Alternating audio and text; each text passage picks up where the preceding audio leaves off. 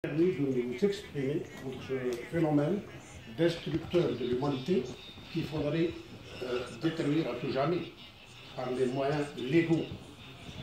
Le terrorisme demeure une des principales menaces à la sécurité et la stabilité des États. Son caractère transnational a amené la communauté internationale à se mobiliser suite aux événements du 11 septembre 2011 en vue d'une lutte globale, malgré les terribles précédents de l'Algérie, qui a été un des premiers pays touchés. Notre pays, durement touché par ce phénomène, considère que la lutte contre le terrorisme est un combat commun à toute la communauté internationale, à travers une coopération accrue en matière d'assèchement des sources de financement du terrorisme, drogue, traite humaine, criminalité organisée, blanchiment d'argent.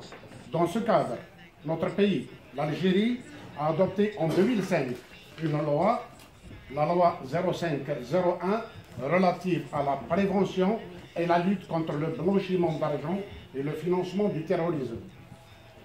Il y a lieu de souligner que notre pays a participé aussi à l'élaboration de la stratégie mondiale de lutte contre le terrorisme, adoptée par l'Assemblée générale de l'ONU en septembre 2006. Il a également été partie prenante au processus de mise en place du Forum global de lutte antiterroriste initié par les États-Unis. L'Algérie coopère également d'une manière active avec le Comité contre le terrorisme du Conseil de sécurité.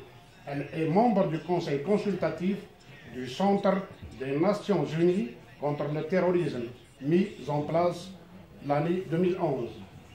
L'Algérie se félicite de l'adoption par le Conseil de sécurité en janvier 2014 de la résolution 2133 qui condamne les enlèvements et les prises d'otages perpétrés par les groupes terroristes, quel qu'en soit le but, y compris celui d'obtenir des fonds ou des concessions politiques.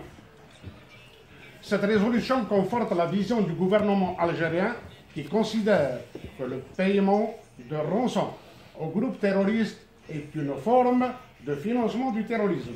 Notre pays reste intimement convaincu que l'islam est innocent de tous les crimes odieux perpétrés en son nom par les différents groupes terroristes, notamment l'EIL, qui regroupe des combattants de plus de 100 nationalités différentes, qui ne sont pas forcément musulmans.